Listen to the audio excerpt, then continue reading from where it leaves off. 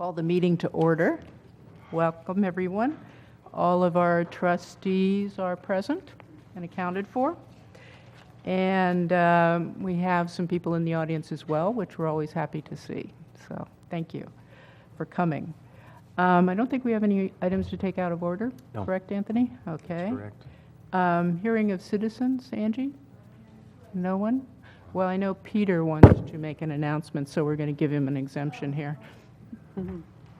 This announcement is in support of the Carpinteria Unified School District fundraising effort. It's called Carpa Cabana, or if you prefer, Carpa Cabana.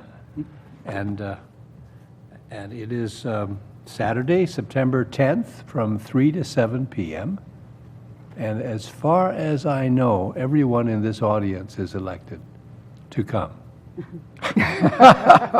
and pay a small fee. That all goes into the education fund of Carpinteria. So there. Thank you. See me if you would want any information that I might not have. Thank you. Thank you, Peter. That takes us to our business services action items, and our first one is approval of the 16-17 budget. And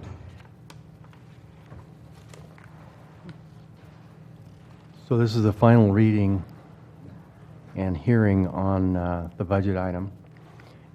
We've been talking about it quite a bit, and I know that you're familiar with it, so this is the last time that you'll have a chance to be able to ask questions on the approval of this. So, And we have no changes from the last time you've seen it, so we're not going to go through so the you're not going to give us presentation a representation. again. So, but we did prepare the handout that was requested of us, so I'm for. And the other thought that I wanted to convey here is we had a discussion last time about the idea of moving these items from our subcommittees to our board meetings so that all of our board members would learn more about the topics that we're discussing. And the budget is one of the most complex and the one that 4 people consistently got left out of. And I'm hoping that this will help everyone understand, because I know I've been trying to figure the budget out for over 7 years now, and it's still a work in progress.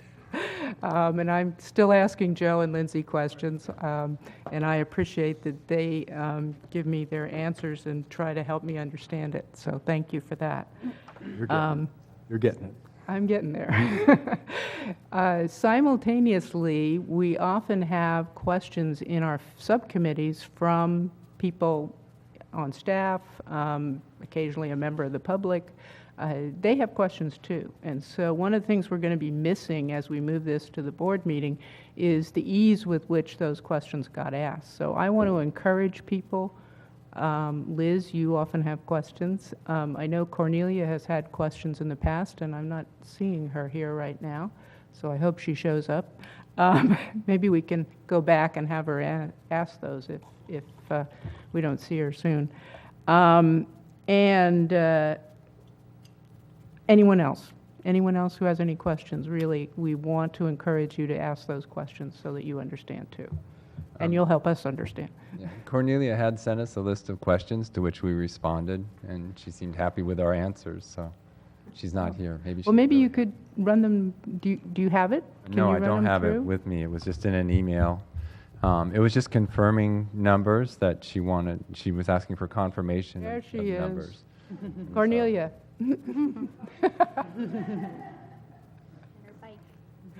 You'll notice that she came in on a bicycle. Hard to miss. And this is SBCC Commute Day, so we had a pancake breakfast this morning. Well, good. Cornelia, we were just talking about the fact that you had some questions about the budget, and Joe is up there for any questions that you may still have or things you want to explained again in this context.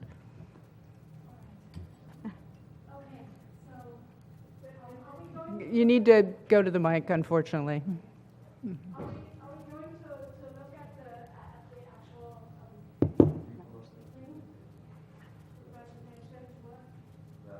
PowerPoint presentation probably on the budget. Budget presentation, that should be it. And probably go to slide 9.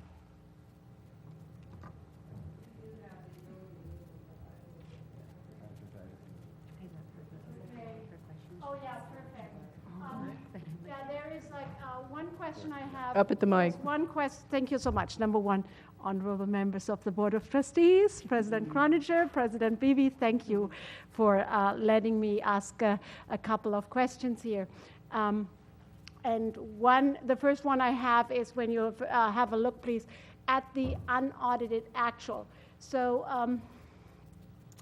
it does show a $2 million deficit at the very end, but I just wanted to make sure that I understand correctly how we are getting there.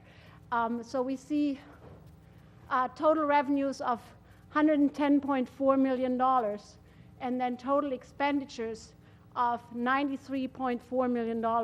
And then I see in You're looking at the 15, 16. unaudited 15, 16, at the very first column. And then I see a $17 million surplus over expenses over revenue. And given that we normally have about like a $4 to $5 million transfer to construction fund, equipment fund, and other funds, is my assumption correct that we, without any extraordinary items, we would have ended the year with a $12 million surplus?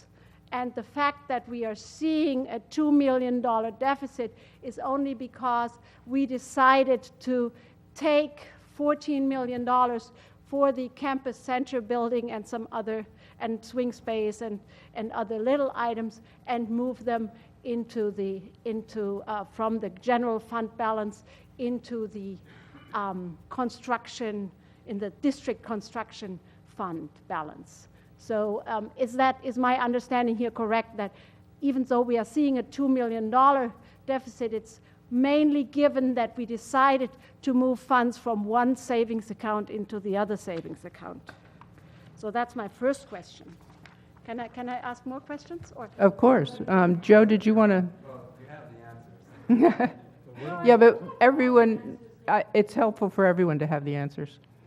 Okay, so that is correct. I mean, we did transfer to capital projects within the construction fund monies for the campus center project and for the swing space for the campus center project and for some smaller projects that were also included in it. And it also included a $500,000 loan to the campus store. That was part of the $14 million that. So looking at that column, that's all part of the interfund transfer out, $19,324,068. Yes, it is.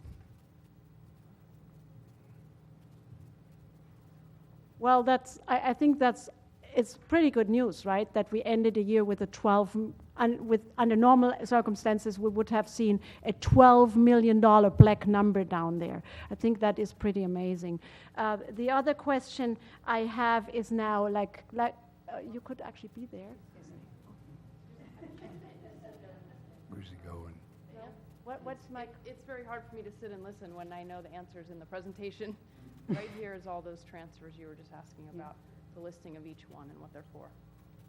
Okay. Okay, perfect. Can you bring me now back to this? To where I was, where we were before? Thank you so much, Lindsay. Sorry. Okay, the other, now, that was, no, one more, I think two. There we go, there we go. The other question I have is now, unfortunately not so positive news, is that we see in the adopted budget a total revenue of only $97 million. And I understand that $4.3 million in decline between 15, 16, and 16, 17 is our decline in enrollment. That's about $4.3 million. And then I think we lost another $0.6 million in non-resident student income, and then another $0.6 million, no more Kaplan School rental income. So that in total, sorry, I added that together. That totals $5.5 million in reduced income, but I see $13 million here. I believe there is some part of this is that the state is not giving us so much of this, what they call mandated reimbursements anymore, which is one time. But I was hoping that we could learn a little bit more what the remainder of the lost revenue is. So, Marcia, Excuse me, I'm looking for the email in which I responded to it. I don't want to do it from my head. I can't get it up on my computer, but here it is. This is the good thing about having the questions in advance. We also have the answers. Okay, so.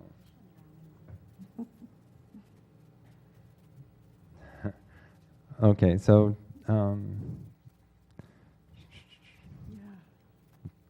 doesn't have my response. No. Oh. Just a second, I've got it in here.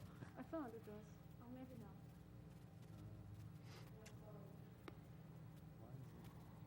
Showing up on.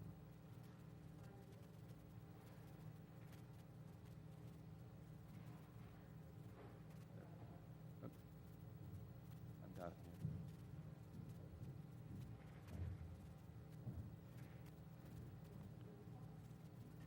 Where do I have my email? It's not showing up in my emails, so that's what. Okay, do you have it? Oh, you have it on the do sheet have it. too. 'Cause Yeah. That's where I got it from. Sorry. Okay, you ready, Cornelia? It's going to be a list of numbers. Okay. Okay, so, Microphone, too. there we go, all right. What page, yeah. This is from the tentative budget. The presentation that we're seeing up here is the changes from tentative to adopted budget. The document I'm referring to is in the tentative budget handout, so I apologize I don't have it to put up right now, but it's something we went over during the tentative budget variances. So the change from the prior year to where we're at now with our budgets on the revenue side is the 4.3 million in apportionment that Cornelia referenced. That was a reduction in revenues from one year to the next. There was an increase in revenues of 907,000. You'll see that in the assumptions as well for our state apportionment for the base augmentation. There's the decrease of 1.1 million for EPA revenues related to that EPA reduction. There's a almost $6.7 million reduction due to the state mandates. The one-time state mandated money that Cornelia also referenced. And then there's a change with the non-resident fee that she also mentioned. There's, let me add this together really quick because it's two numbers. It's about a $250,000 change there, and then another 100,000 in miscellaneous small changes. I think the really big number there seems to me to be the state mandated funding. I mean, 15, 16 was a high water mark for us for revenue, and it had to do largely with that state mandated group set of funds that came in. Can I ask a follow-up question? So do we see any chance that the state is, sometimes I understand they are showering us with one-time recalculation, one-time funding. Is there anything which we already kind of have an expectation about, or nothing yet? Joe? If we had any anticipation of funds coming in, it would be included in our assumptions and then included in our budget. We don't have any one-time funds beyond what we have within the budget now that we know of. Okay. So, then I have a question on the equipment fund. Which page is that?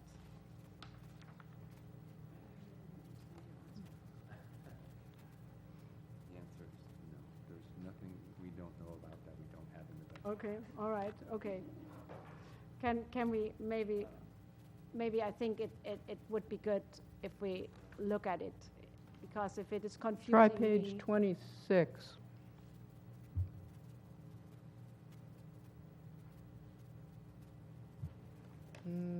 Six, yeah. There we go. Ah.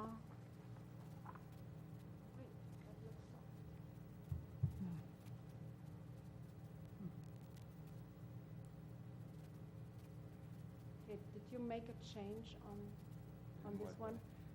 I believe on the handout I saw, there was a last line which said 745,000 unfunded, and that was the question I had about. Oh, that was just a note that was in the preliminary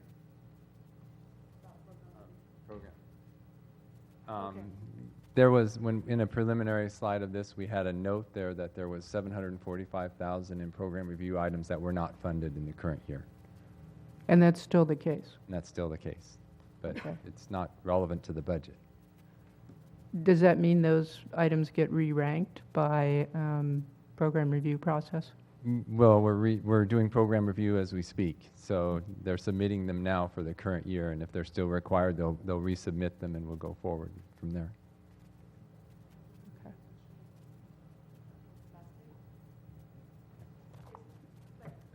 No, Okay, sorry, so now I'm she's totally she's asking, so the 745,000 was in the program review for the 16-17 adopted budget that we did not fund.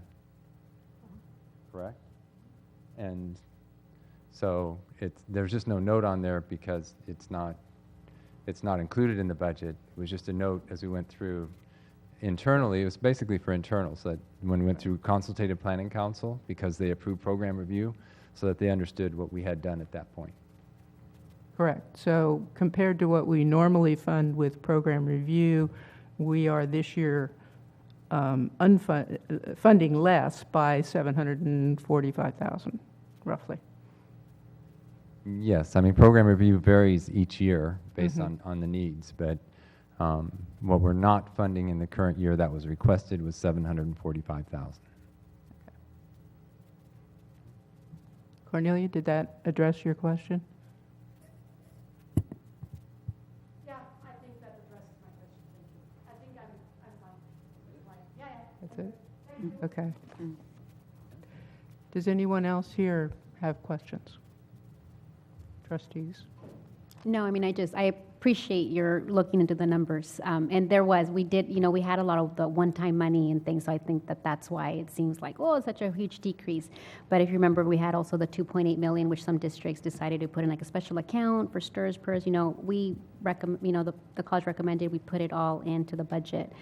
So I think that the numbers and what you're seeing is also things that everybody else saw and that people wonder why there's a huge difference. But it's because we did get a lot of one-time money that it's not here anymore. So, but thank you for your due diligence, Cornelia. I had a chance to go through a little more, and I think some of the questions I have are pretty easy or just comments. And I'm looking at page 11.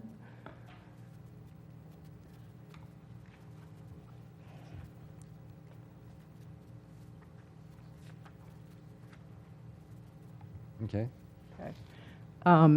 In most worlds, having more money than you expected as a result of, in this case, the expenditures being 2.7 million less than we anticipated in the budget, actually the adjusted budget, I think. Mostly that's good. Expenditures, however, are the things that we most closely control. So I just kind of generally wanted to make the comment that from my perspective, I like to hit it as close as we possibly can. And I appreciate that you make a lot of effort to do that. I'm just commenting on when it moves either way, it's less comfortable than when we really nail it for me. And looking at the next page, the impact of that, as you see, is the 9 million, which is marked as undesignated reserves. This year, we're using money from that, so I think it drops to around 6.5 or something like that as undesignated reserves. And I just wanted to express my general perspective that we have been doing a lot of spending for facility projects, major facility projects, out of what are in effect unrestricted funds, general unrestricted funds. This is very precious money. This is the money we get to educate our students. And in the usual scheme of things, major facilities are funded with bonds, not with general fund unrestricted money. And this is still my personal philosophy that I kind of wanted to mention in the big picture about this budget and as we go forward. I am not in favor of using our unrestricted general fund money for major facility projects or for cost overruns for major facility projects.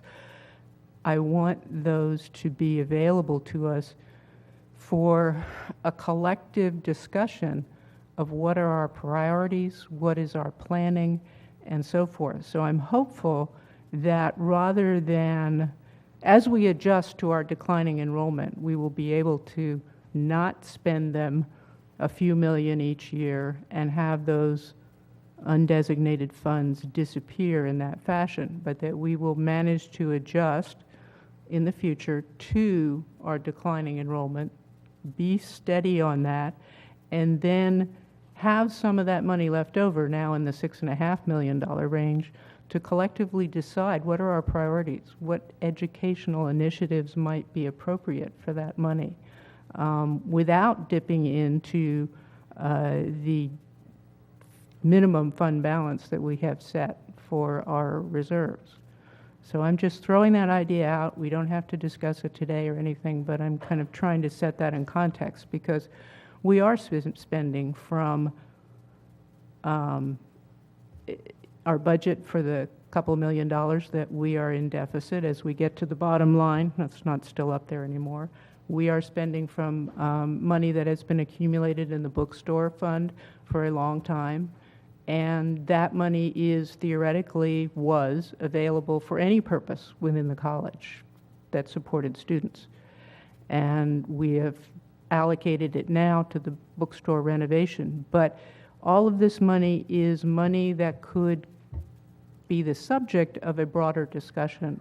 And I'd like to see us move in that direction before we spend it on this, that, and the other thing as we see a budget come through, that we actually have a collective discussion. So that's kind of my pitch about the big picture on this budget.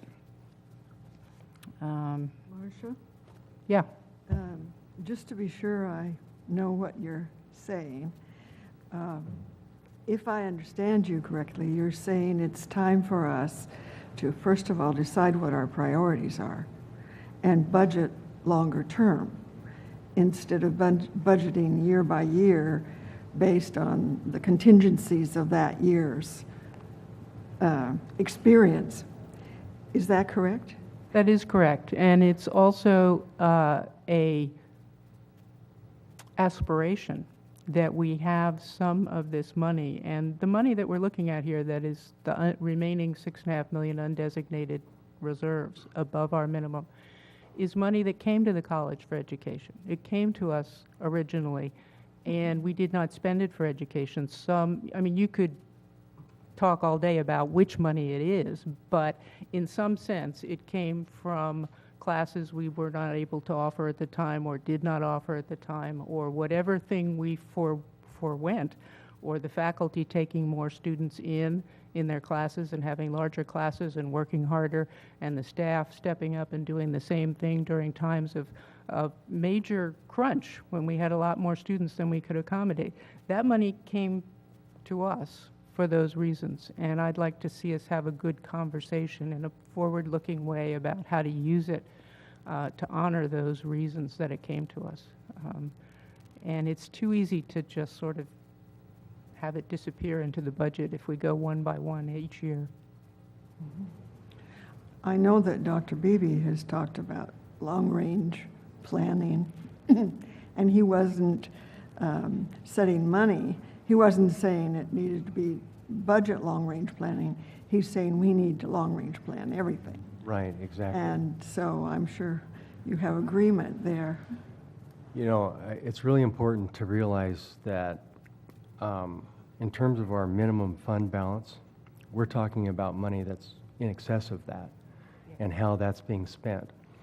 You know, in terms of what you're saying relative to, you know, going forward, that we want to have a discussion about that. I think that's totally appropriate, but I mean, you all have agreed to spending this the way that we have it outlined in the budget here. So it's not like we're doing something that's a surprise or anything else. But I think as you're suggesting, going forward, we'll have some longer term, you know, tenets that we'll be looking at and points that we'll want to focus on and really kind of put an emphasis on.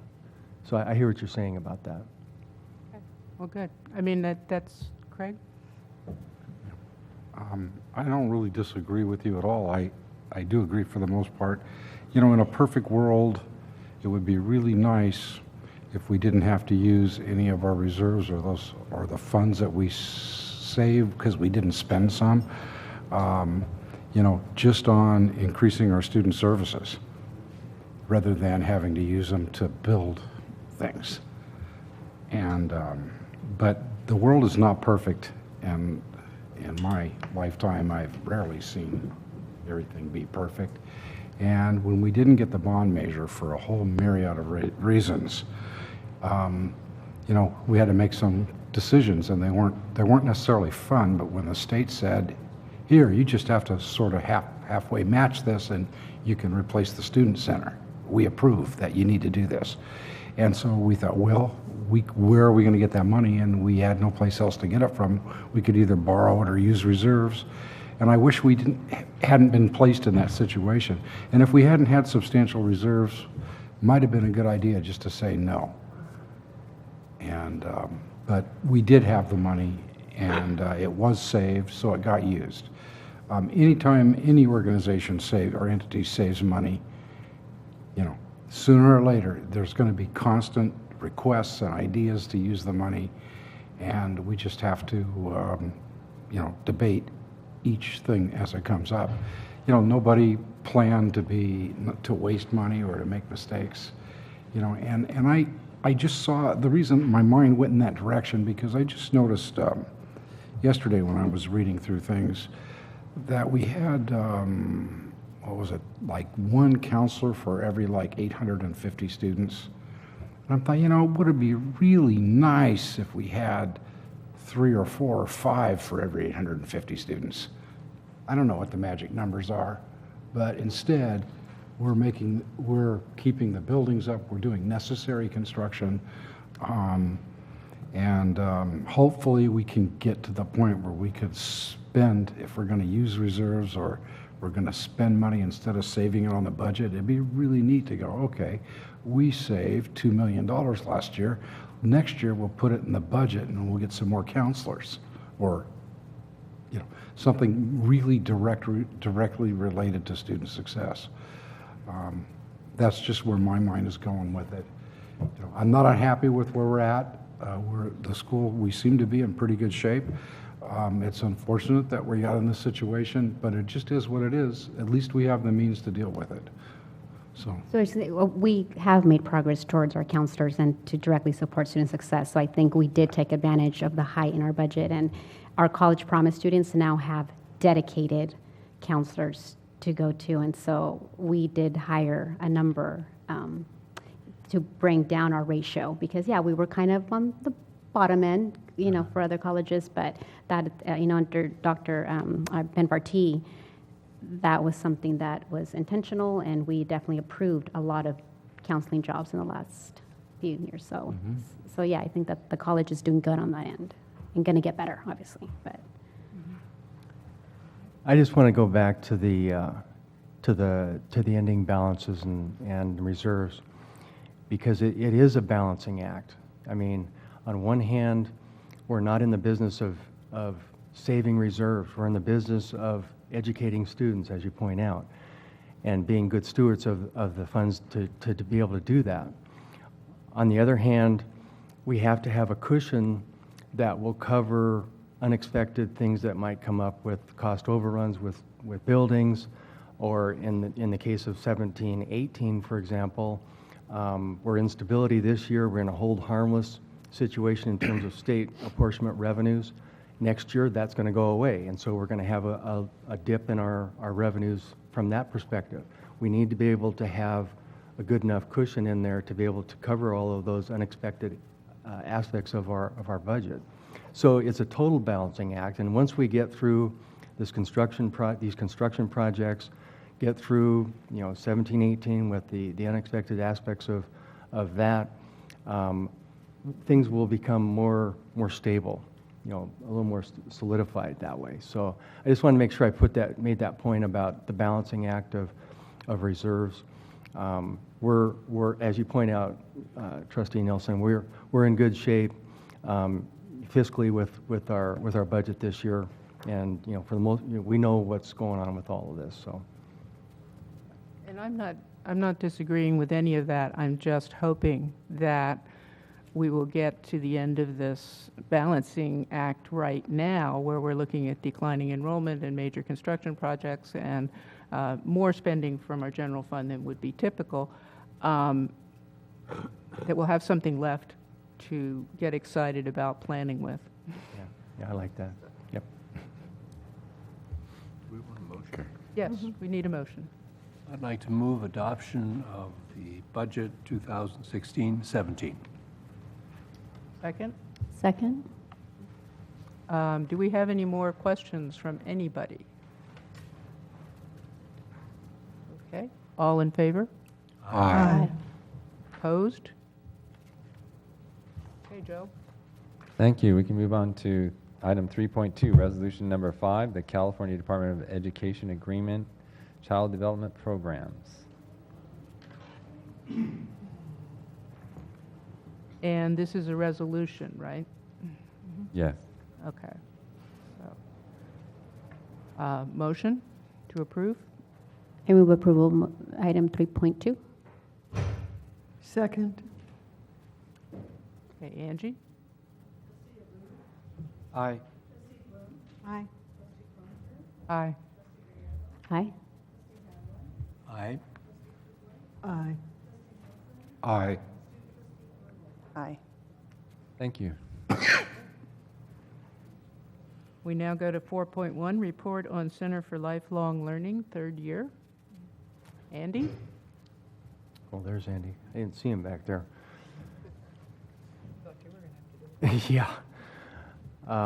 So this is a regularly scheduled study session item for us, and the CLL, the Center for Lifelong Learning, has been something that we created 3 years ago, and this is the third report out on the status of that. And Andy has a full PowerPoint here that he's going to walk us through. So I'll turn it over to you, Andy. President Beebe, President Croninger, members of the board, thank you very much for this opportunity to present on what I feel is a very successful third year at the Center for Lifelong Learning. And I'd like to divide the presentation into 3 parts. Firstly, an overview of the whole 3 years, 2013 to 2016. Secondly, a description of the last year, 2015-2016. And then finally, projections for this coming year, 2016-2017. So the good news is that over the whole 3-year period, 23-2016, we reached our target of having a balanced budget over the 3 years. So our expenditures were a little under $5.6 million, and we were able to garner that in revenues. And leave the CLL Rainy Day Emergency Fund intact. The only funds we transferred from that were, as Dr. Gaskin recommended, $14,000 for 2 consultancy projects. We had almost 64,000 enrollments from approximately 9,200 unduplicated students. And In surveys term after term, an average of 97% of our students said they would recommend the CLL to friends or family members. And we have 273 active teachers on our books, which means teachers that we program regularly, not fitness teachers. The finances for 2015-2016, our expenditure was just under $2 million, and that was a little higher than last year and than we'd anticipated, largely due to the fact that when the non-credit program moved on to Banner, we had to employ an additional member of staff to cover the IT for our Lumens registration website. And we also had to pay for the Lumens license, and that accounted for about $140,000. The revenue didn't quite meet that. We were about $127,000 short, and we feel that's primarily due to the stock market dips that came at very inconvenient times in August, which affected the enrollment for our big fall term, and also in January which affected enrollment for our winter term. And so we could see the enrollments tail off significantly and plateau during the week that those two stock market dips occurred. Andy? Yes. Andy, hi. Sorry. I just had a quick question Yeah. before you get too far in there. Okay. Can you tell me what we were using the consultants for? Sure, yeah, and I'll describe it a little bit later. The first consultancy was the Learning Resources Network, which is abbreviated to LEARN. And LEARN is the professional organization for continuing education in North America and most countries. And we invited them to come to do a program review of the program in December 2015, and that cost $9,000. And I'll describe the results of that a little later. And then, as Dr. Gaskin recommended, we also asked the SAE Consulting Communication Company to come in and take a look at our communications and help us devise a communication strategy at the end of June for the upcoming year. And I'll describe the results of that also a little later on, if I may. Thanks. So the next chart, this graph just demonstrates that in our first year, 2013-2014, we had a balanced budget. I think we had something like $2,000 margin. In last year, 2014-2015, our revenues were a little more than our expenses. This last year, 2015-2016, as I've just described, our revenues were a little under our expenses. And so we were able to use this balance from last year to pay off the shortfall for this last year.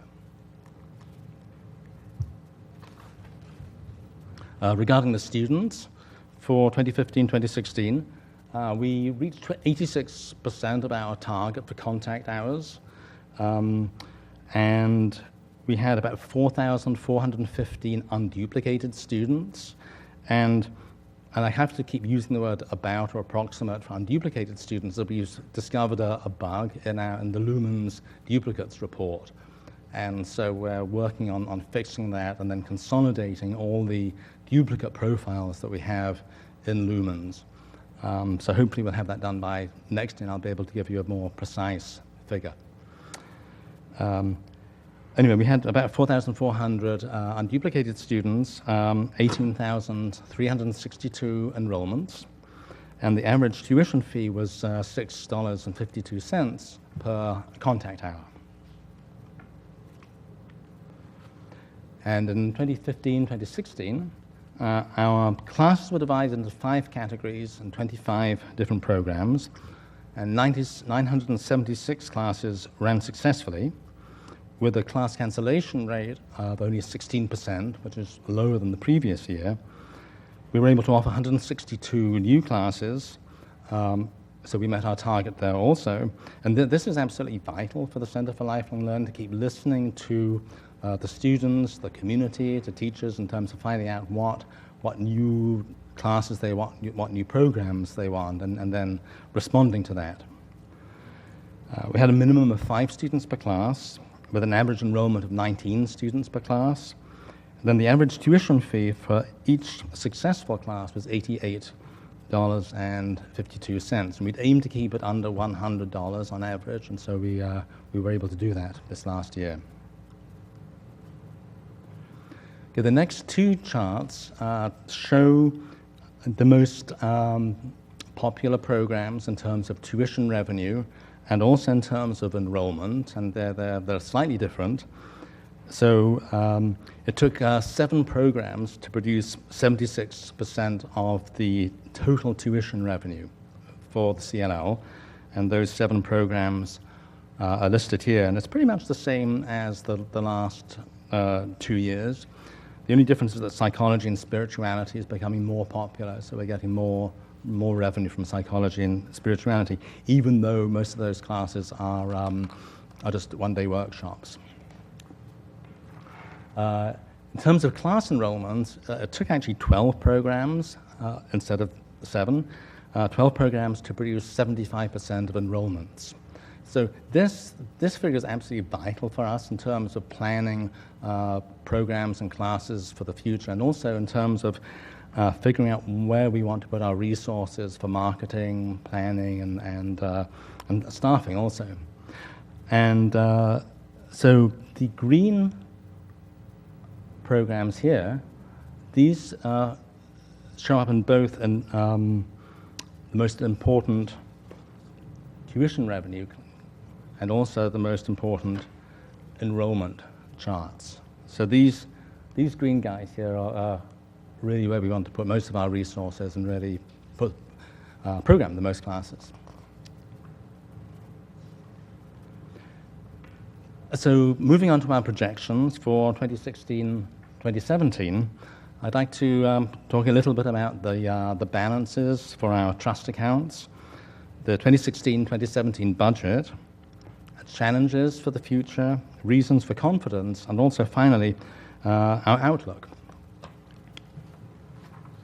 So for our trust fund balances, we still have almost 1.1 million in trust fund balances, and this is made up of not only the rainy day reserve, which, as I explained before, is the emergency fund. We also have $135,000 in restricted trust funds, and these are donations made to specific classes, instructors, and programs. We still have almost $13,000 in our tuition assistance fund, and $57,000 in our greatest needs donations fund. And this is despite the fact that we've had 2 or 3 major opportunities to refurbish labs this last year. So we used $20,000 to re-equip the culinary lab with state-of-the-art video equipment and equipment, and also another $20,000 to refurbish the sewing lab at the Wake campus. So the budget for next year, we're projecting a fairly ambitious budget of a little over $2.1 million. So we are projecting a 15% increase in both in our revenue, and we're planning to raise that by increasing our contact hours by about 9.8%. And so if we can do that, then we'll be able to balance the budget. So the revenue and expenses, again, this just shows revenues and expenditures over our 4-year period. The first year, we had a balanced budget. Second year, more revenues than expenditures. Third year, more expenditures than revenues. And this coming year, we're projecting a balanced budget. We appreciate there are a lot of challenges coming up in this year. There's the election, and we have no idea what's going to happen there or what effect that will have on the economy. So we know there's a lot of student uncertainty about economic conditions, and we know what effect on our enrollment that can have on our students. 60% of our students are over 50, and quite a high percentage of those are on fixed incomes. Classroom availability is always a challenge, although we're very lucky to be able to work with scheduling and other academic departments, so it always manages to work out in the end at the 11th hour.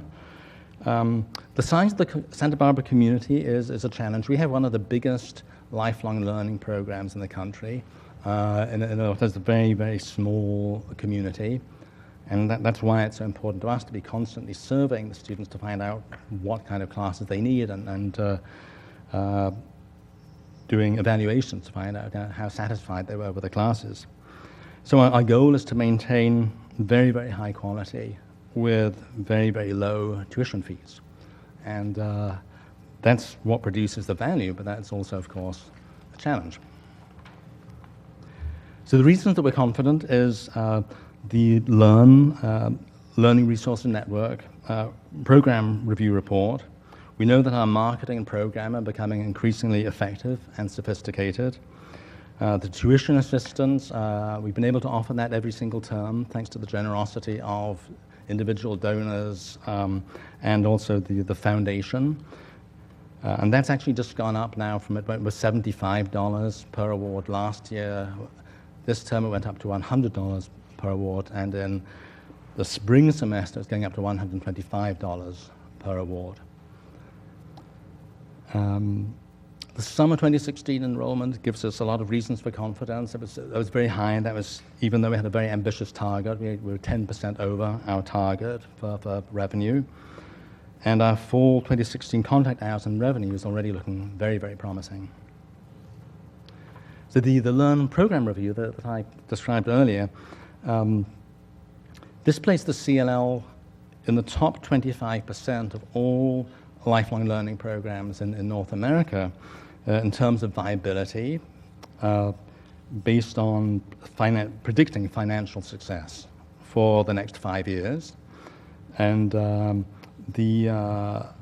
what they were looking at there was the highest quality programming, marketing, leadership, and community and college support.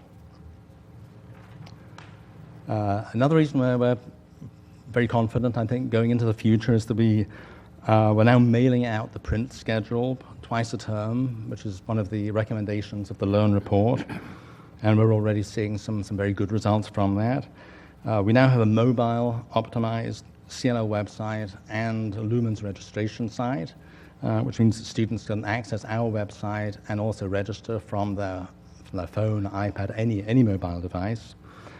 A monthly e-newsletter now reaches over 15,000 people a month. And we also have a teacher newsletter once a term. And we now have over 250 CLL teacher videos on our website, which get a lot of hits. And we're increasing the reach of our social media.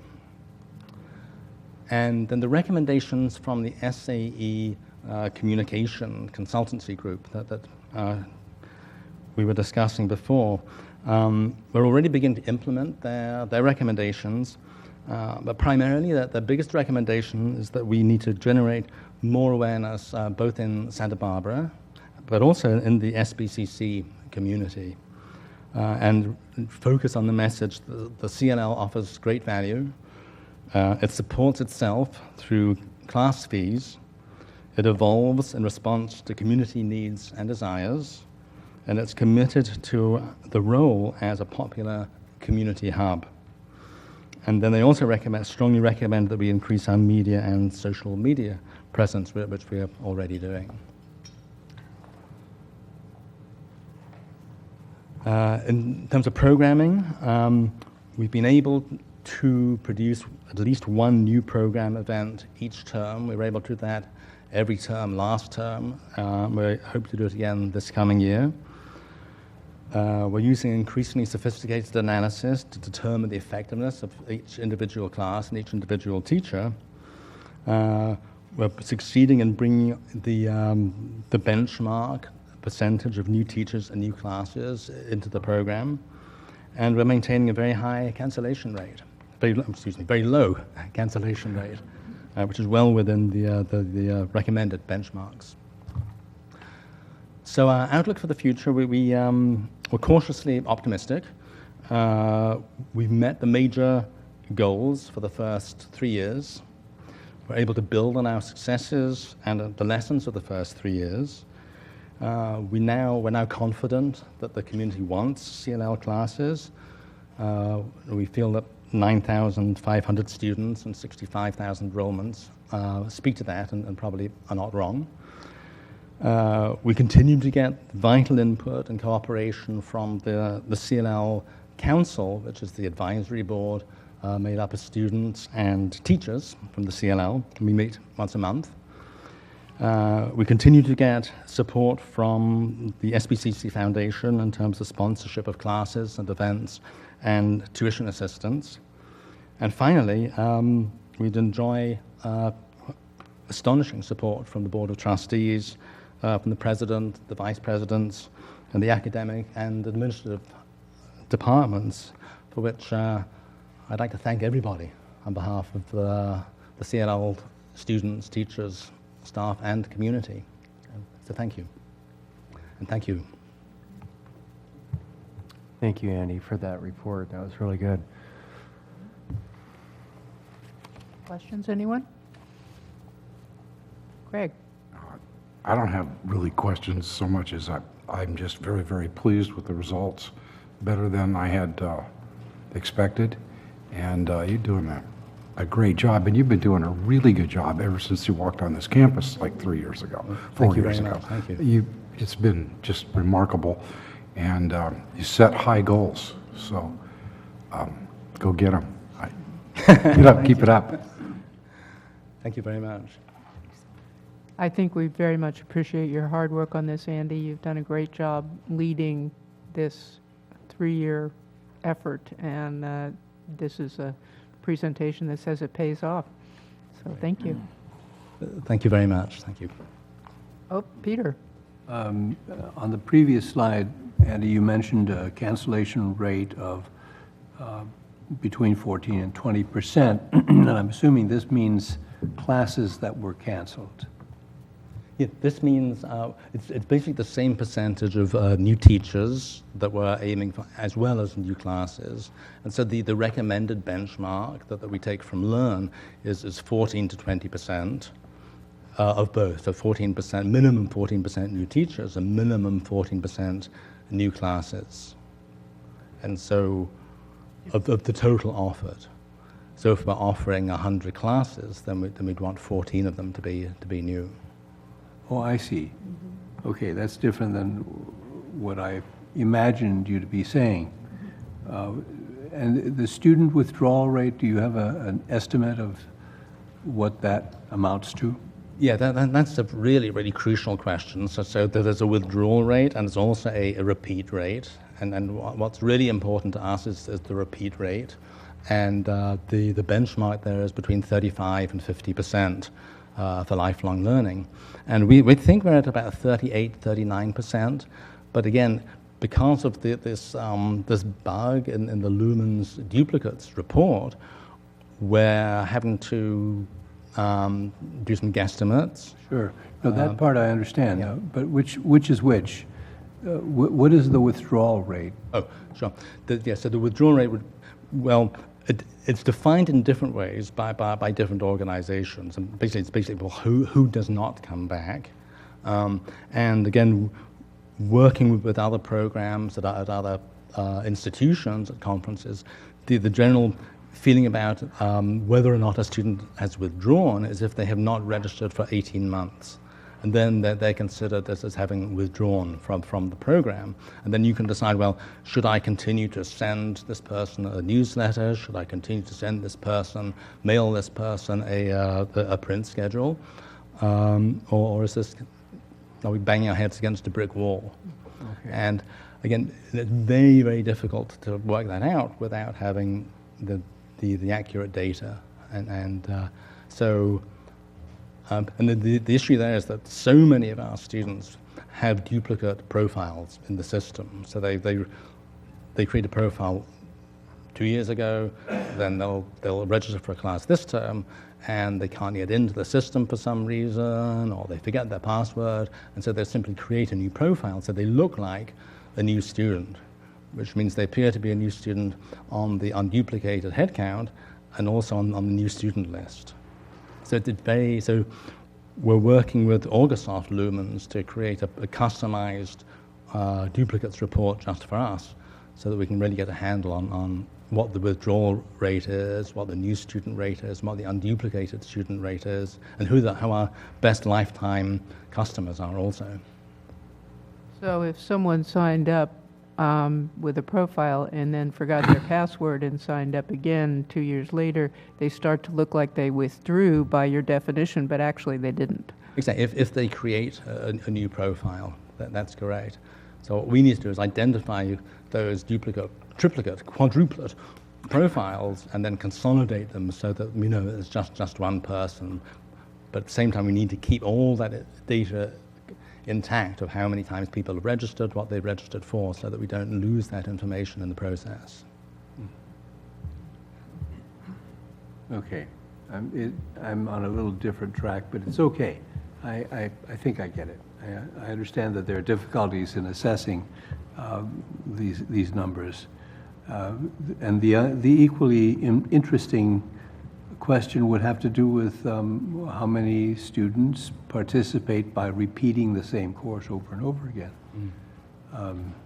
But I was really searching for a percentage indicating a withdrawal rate from specific courses. Oh, I'm sorry. Okay, I thought you meant from the whole program. No. I know that in the credit side there's a substantial withdrawal rate, and we try to assess why that happens. But I'm interested in seeing whether that happens in CLL as well. Okay, I led you up the garden path. My apologies. Oh, that's all right. That's all right. It was a very interesting garden walk. It's actually it's very different from credit and from non-credit in that once a student has paid for a class, they're very unlikely not to come and withdraw. Our policy is that they can ask for a refund. Well, up until last year, the policy was people could ask for a refund up until the day of the class itself. But once the class had started, then we didn't offer any refunds. So in that respect, there were no withdrawals. But beginning this year, and this again was a recommendation in the Learn program review, we were really going out on a limb, and we're giving a satisfaction guaranteed refund. So people can apply for a refund up until the end of the first class, and if they don't like the first class for any reason, then we'll give them a full refund. But realistically, if they come to us halfway through the class and they're really unhappy for whatever reason, we'll give them a refund anyway. So it's just a guarantee of quality, saying we stand by what we're teaching, stand by our teachers. Okay, good. Well, thank you. Anyone else? Veronica, were you? Okay. Well, thank you very much, Andy. And go out there and continue the hard work. Thank you.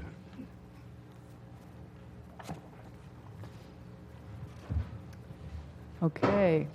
Robert, we now have our review of the Student Success Scorecard. Okay.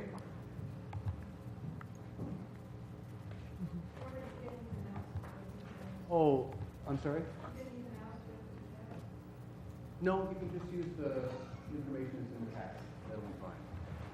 Good afternoon.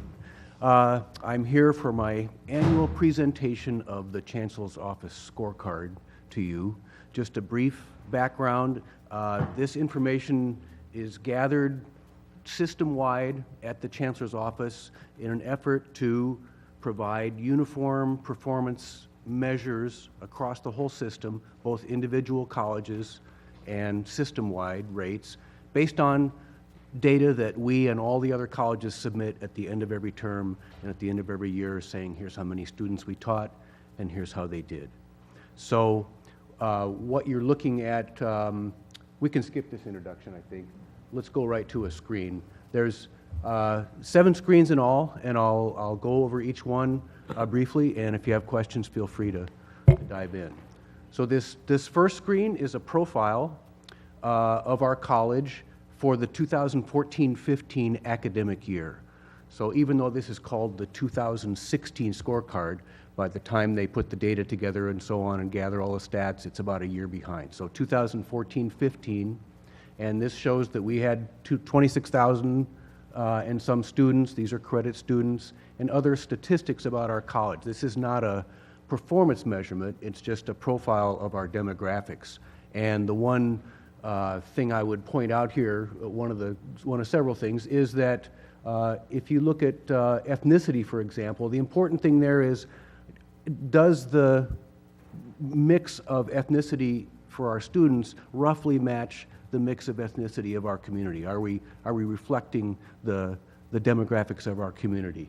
And indeed, if you look at Hispanic and white and the others, they're almost exactly what we have in our community. So that's good. Another interesting thing that I discovered just today, comparing the age of our students to the statewide average, is that we have a significantly younger population in our area than the statewide average. The students that are in the age range of 20, 24 years old, statewide that's about 25%. But for us, it's about 35% of our students are in that range. So just an interesting variation that we have. And I won't go into details to all the other percentages there. I think they're pretty straightforward. Okay? One thing I Yes. noticed on the profile is that I think for a couple of years running now, we keep having a 0 under non-credit, and that's Yes. not right. Yes. Well, Can we get them to fix that? Yeah, in fact, next year, it's going to get fixed. Did I say that last year? We'll have to go back and look at the I don't minutes. remember. Yeah, okay. I promise. Now we have non-credit and credit in the same system, in Banner, so next year we should see non-credit sections there. Right now, we're reflecting credit only. Okay? So let's move to the next page. Liz, thanks.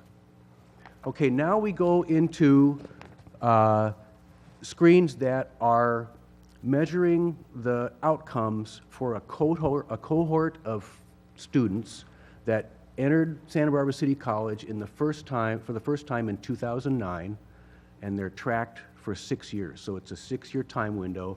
These students showed up for the first time in 2009-10. How did they do over this 6-year period?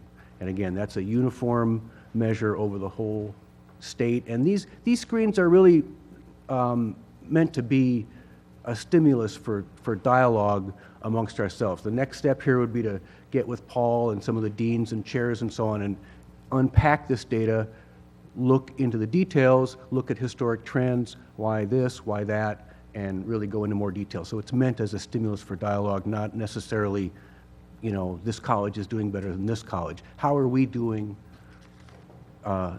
with the initiatives that we have now?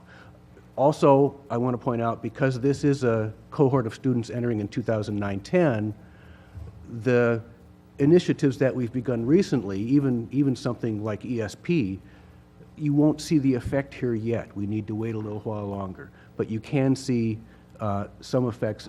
Most of these trends and most of these rates are equal to or above the state averages, and most of these trends are trending upward. I'll point out the ones that aren't. Okay? This first screen, remedial ESL, this is students who entered the college taking below college level English, math, or ESL classes, and it's measuring the percent that made it to a college level class within 6 years. So for math, it was 39.6%, English, 51.4%. I'll talk about ESL in a second. The example that I give you there, it's important that you interpret the demographic breakdowns underneath those rates correctly. So this is saying, for example, of the 1,162 students, you see the N equals 1,162, who entered, 42.4% of the females and 36.1% of the males achieved a college level math course. Does that make sense? Within Is that clear? 6 years. Within 6 years. Now, you might say that's not very good, but it's better. That rate's been rising steadily over the last 8 years, and the statewide rate is hang on. Statewide rate is 32%. So, Well, if I may, what would be interesting to see is how many of that cohort accomplished this within 2 years, or 3 years, or 4 years. Yes, we looked at that. This really says it could have happened much earlier than 6, and therefore that number 6 really smarts. It sure does, especially if you're 18 years old or 19 years old. 6 Yeah. years is a big chunk of your life. So why 6 years was chosen, I don't know. Tried to find out, maybe that's where these rates start to be significant, and as you close that window, the numbers get depressingly low. I really don't know. We look at 2, 3, and 4 years, so we've got that data in our office, and we'll be discussing it. And it's in our institutional effectiveness reports every year, and so on. Would I be happier? If you looked at I'm the searching 3-year for the rate, happiness factor here. Would I be happier if I looked at that data than this? I think you should see a professional about your happiness. But you would be... Wrong Well, answer. actually, compared to other schools, you'd be happy. But if you look at the number of students that don't make it, it's still low. I mean, personally, speaking for myself, no, that's one of our biggest issues, and community colleges in general and nationwide, is that transition from high school to college. They graduate from high school, and high school says, yep, you're ready. They get to college, and the college says, no, you're not, based on placement tests and their performance in those classes. So now we are doing a pilot, both in math and English this year, to give more weight to high school transcripts. Students who were good students in high school, have a high GPA, did well in their last math class, they get the benefit of the doubt, get placed in a higher class, and this fall we'll be looking at how they did in those classes and how they self-assess as far as their placement. We asked them, do you feel you were placed appropriately in these classes, too low, too high? And so we'll be gathering a lot of data this fall, and we feel very hopeful that'll make a difference.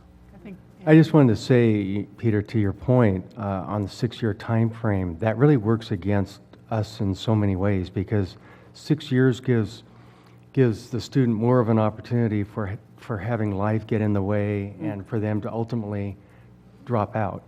And so that works against us, as a whole separate component relative to the curriculum itself, to not make it through to the end. You know what I'm saying? So that's problematic in itself. I think that you would be happier looking at the shorter time frame. Well, so long as I don't have to go through therapy to, I'm a relatively happy guy. But I think that the point I'm trying to make here is that we're getting this astounding number over a 6-year period, when in fact those students might very well have achieved their goal 3 years earlier or 4 years earlier, and I think we should see that. Plus, you could see more cohorts that way. You could see if you were moving up in the numbers by looking at them in 2 or 3 year increments, see what's happening faster. We'll definitely be looking at it. We have that data, so, and we've looked at it over the years, and we'll look at it again. Okay. I have a question. Is the 6 years predicated on what the state looks at? Is that where you got the 6 years? Yes. That's what I thought. No matter what college you pick, if you go to this website, it's all 6-year cohorts. And it's been that way. This system has been in place in one form or another since 2007. It began out of legislation, and these metrics were discussed and negotiated between Chancellor's office, representatives from the college, representatives from the legislative analyst's office. There was a lot of input into this. So somehow 6 years emerged from that as meaningful, but especially for our part-time students, that certainly gives a lot of opportunity to fall out of the system. Veronica? Yeah. Well, first I wanted to say whoever moved forward the pilot to finally get our students, you're amazing, because that's just great. So I just want to say good job for that, because that was good. There's about 20, 25 schools in that pilot. We're not the only one. So we're very hopeful that No, I think this the is data great. shows I remember talking about this, we talked about this 4 years ago in Ed Policy many moons ago. So good job on that. And then to Peter's point, I think that looking at our board goals, we now will have a first cohort. I mean, we put in our goals to look at this cohort of promise students. So I think that this is good, knowing that there is more reliable data. We have initiatives with ESP, with so many different things happening on campus, that I think that in the next 2 years or so, I think we may have our own in-house data of how these cohorts perform. So I think that that's good and something to look forward to. The other thing that caught my eye was you mentioned that the overall demographic of Santa Barbara City College mirrors the demographic of the city. And so when I look at the, Asian as 4%, but then I look at the ESL as higher, and then the Hispanic population, 10%, whereas in the community it's higher. And the reason I noticed this is because, again, in our board goals, we made an intentional goal to say, well, how can we bridge the non-credit to the credit? And so when you look at the community, when you look at non-credit ESL, those folks are in the 25, 39, and 40 and over, and those classes are packed, and there's tons of them. Yet this doesn't reflect the community. And so, but we put that in our board goal. So I think that that is something that maybe as, the years come, that if wherever possible, our non-credit students will be able to transition to our credit and fulfill whatever academic goals they would have. Does that kind of make sense to you guys? No, it's certainly helps. excellent. It's really helpful to relate it back to our goals, I think. So we just, we didn't think about that. I think it's just coincidence. Absolutely. I want to speak for a second about the ESL, the third column there on the right, where you see the 14.2%. We believe that, while we know that this number is not really reflecting progression through our ESL courses because of the way our ESL curriculum and our courses are coded. Kind of by definition, all of our core ESL courses are below college level by coding, and so and the ones that are coded as college level courses are electives. So in conversation with Priscilla, we looked at some specific courses, and sure enough, there's coding issues. And by that I mean on each course there's a code that says how many levels below college is this, is it transferable, how many units, and that data is used to produce these stats. So we want to work with the Chancellor's Office and work with our own curriculum people to see what is a meaningful measure of progression through ESL. For math and English, it's simply progression to a college-level math course, college-level English course. For ESL, it would be progression to, say, English 100 or something higher than an ESL level. So it's a data issue, and this should not be construed as a reflection of a problem in our ESL department or something. We'll certainly be looking at it in more detail and talking about it, but this year it finally struck us that there's more than meets the eye here behind this number. That's good to hear, Robert. Yes. Because it kind of stands out. It sure does. That's why I wanted to point it out. A question I would have is, have we talked with other colleges? Do we understand how they're coding it? So, I mean, I'm assuming the Chancellor's Office would want uniformity here, or their scorecard wouldn't mean much. Well, we know that other colleges code their ESL curriculum differently because the state rate here is about 25%, or maybe it's 28, almost 29%. Yeah. So there are colleges that are being measured who have a much higher progression rate due to how their courses are coded. But when we How look do at, we know it's due to coding? well, when we look at the methodology behind this, we see that they're looking at one particular code on each course, and for the way our curriculum is structured, looking at that particular data item alone does not make sense. So did it answer your question? Sort of. I guess Yeah. I'm just suggesting that when we figure this out, everybody wants to be on the same page so that Absolutely. this data compares Absolutely, across absolutely. across the state, or otherwise we're spinning our wheels. There's a listserv of researchers just like me across the state, and this would be a great question to open up a discussion, and I'm sure we'll get some really interesting answers. Yeah. Okay, onward. Persistence. This is simply the percentage of students that persisted in the first 3 semesters. So think of fall, spring, fall. They don't count summer. So we wanted to know how many students enrolled in fall '09, spring 2010, and fall 2010.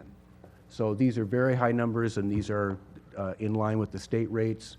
You can even see that those that enter college unprepared, meaning they have to take remedial basic skills courses, they stick around too. So we're doing a good job there.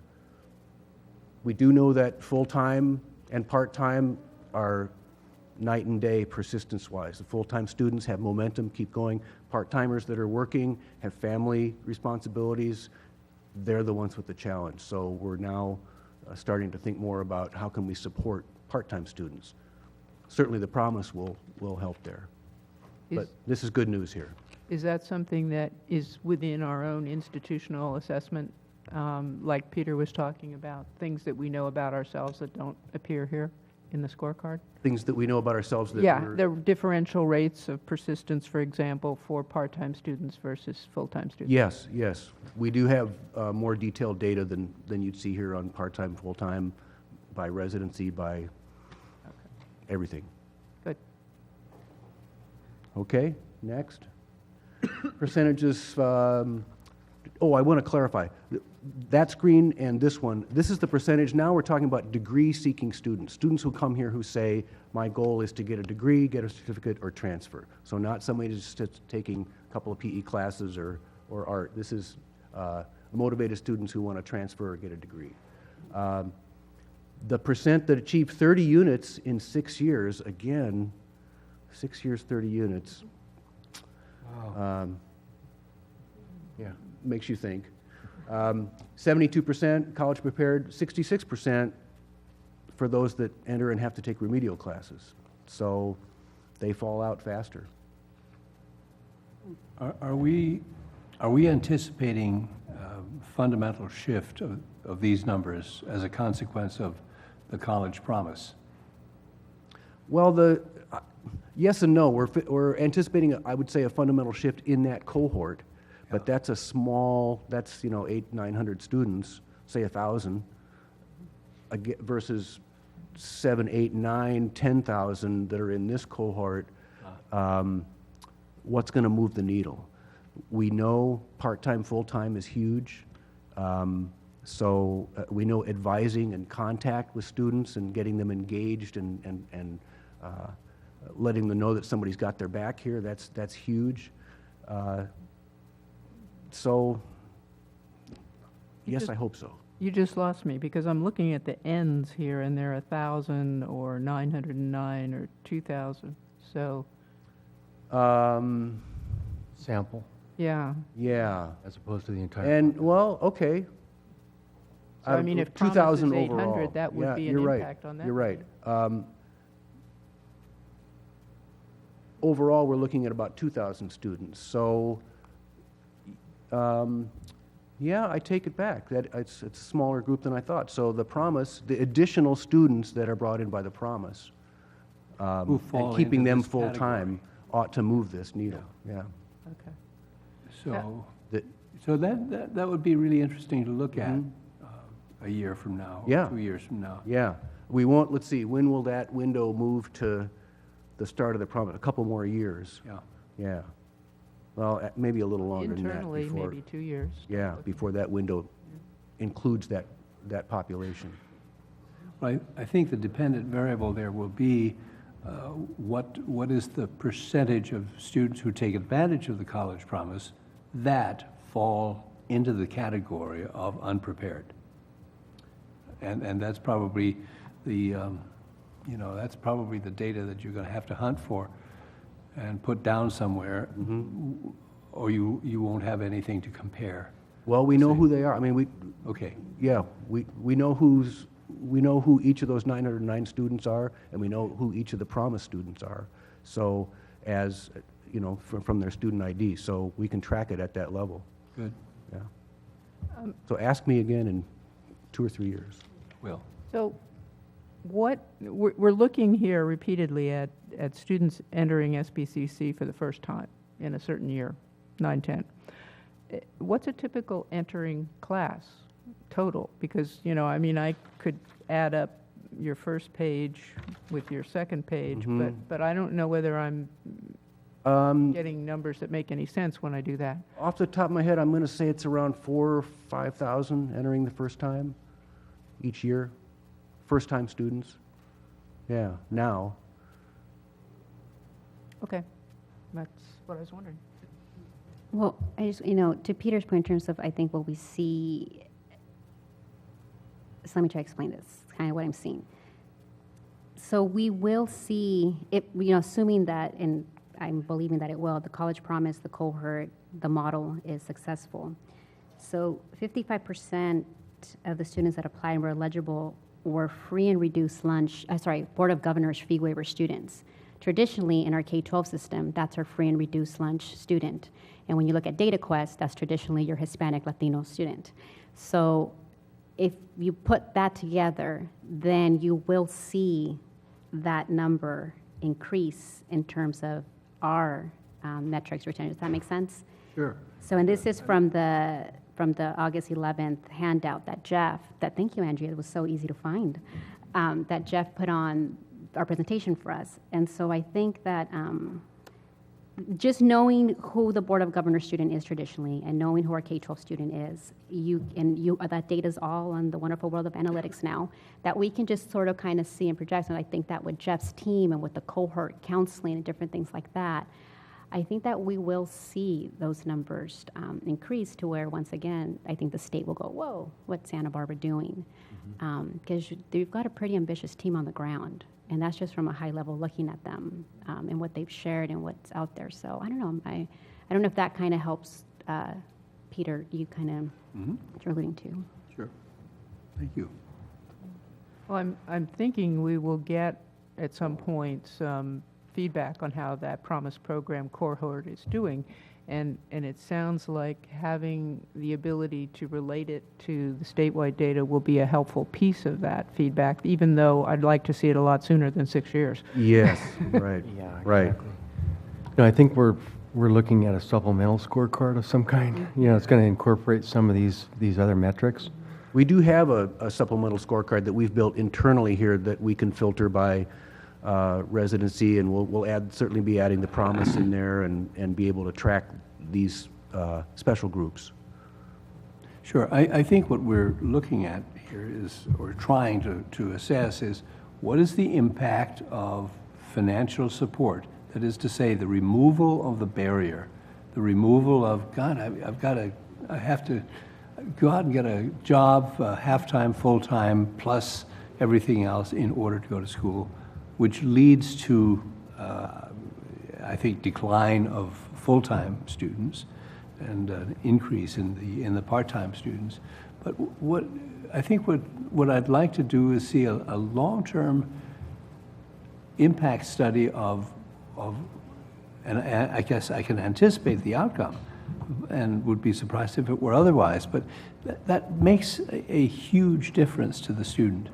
If they're encouraged, not only financially, I mean, that's part of it, but in every other respect, to know that, somebody said it earlier, that we have their back, that they're really going to be encouraged by coming to Santa Barbara City College, and we're going to take care of removing some of those barriers. I think that's a telling point for us. I agree, and I think the three biggest barriers probably are being able to go to school full-time, coming to the college prepared to take college-level classes and not having to go into remedial classes. Right. And we're, for the first time now, exploring a case management model in counseling so that students coming in, first-time local students, they've got an assigned counselor, and that counselor has their back.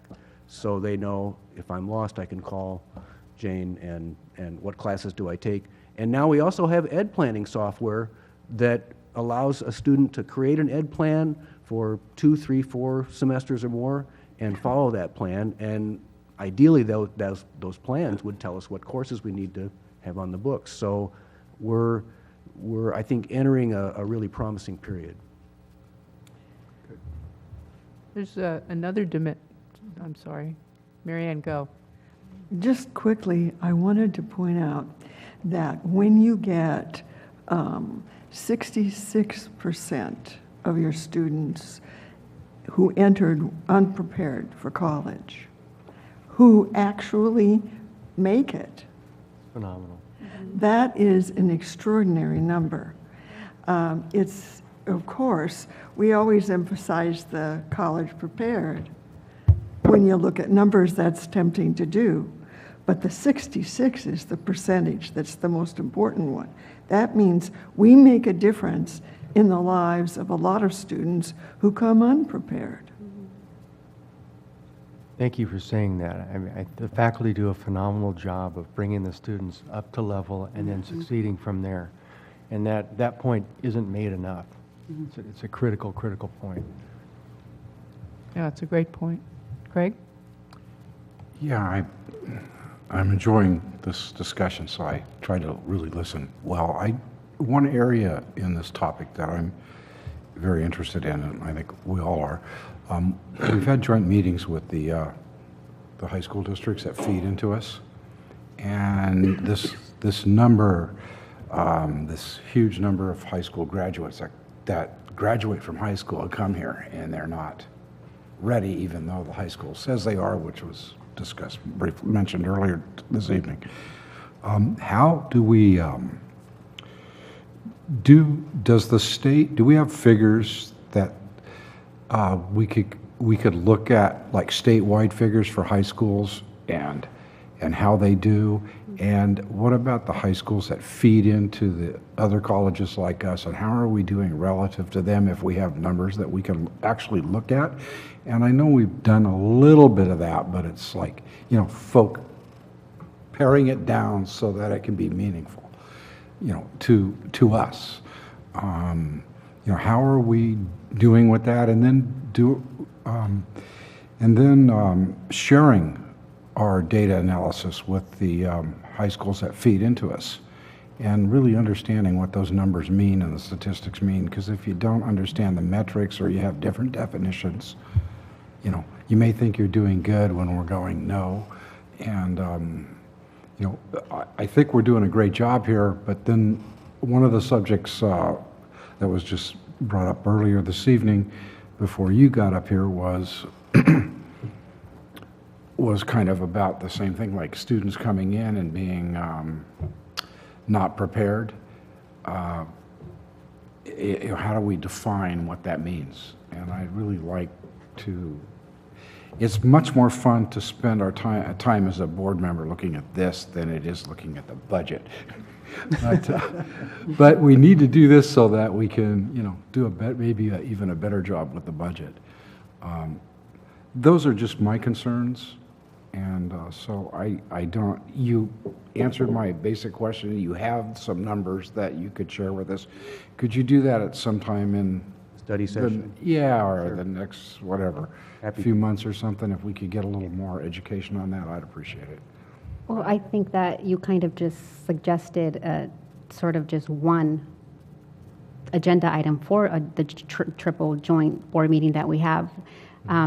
Because a lot of these presentations, I mean, they can be emailed in advance, folks can look at them, but this real discussion that you're bringing up, and it does require, so the information is online, it's on DataQuest, and you can go on DataQuest and look that for a K-12 system.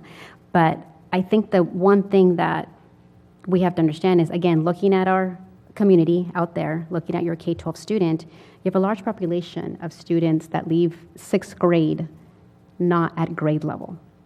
So if you leave sixth grade, you're already entering junior high with math support. So the chances for you to get into Algebra 1, which is the gatekeeper for all your math, science, that's where it is. And so, and that's, we have it on our goals, again, to partner with it. So again, I think this is all, with due time, I think we'll see some things, as Dr. Beebe's out in the community and really partnering with our local superintendent presidents. But when you look, again, at the demographic of our students, of our local community, and you start to understand the language and the course offerings and how students are limited from those courses, then you understand how they went through 7th, 8th, 9th, 10th, 11th, 12th, and then now we're here. The good thing is our faculty, I mean, amazing.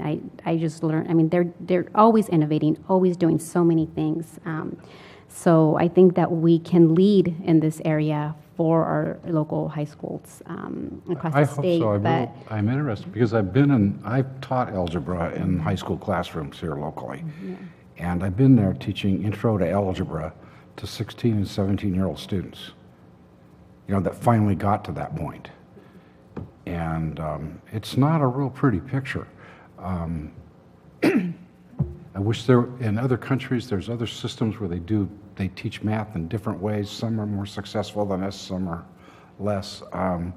But we have the systems that we have, and just to keep it fresh in our minds, what we're dealing with, where we're going, I'm very interested in that. And I can look up all those statistics, but they don't mean that much, you know, when I can't put them in real context, and so it would help us. Yeah, I just wanted to comment, Superintendent Kerry Matsuoka started the same time I did. And because of that, we've already developed a really nice kind of kinship and relationship. And we've met probably half a dozen or more times already talking about some of these issues. And so I'm really looking forward to being able to have that joint meeting and discussing some of these topics. I know he's very in tune with what you're saying and wants to have those rich discussions. The other thing is that, and this is a whole kind of a topic in itself, but it's and you kind of touched on it, Craig, in terms of what does it mean when you graduate from high school in terms of academics. The CASE examination, that's the exit examination for high school students, is not 12th grade. I mean, it doesn't prepare you for 12th grade. I mean, it's depending on what topic we're talking about, English or math, it could be 10th grade or lower.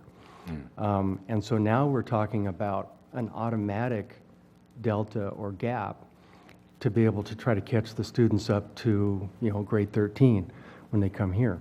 So there's already some built-in mechanisms that put the students behind the curve when they come to Santa Barbara City College.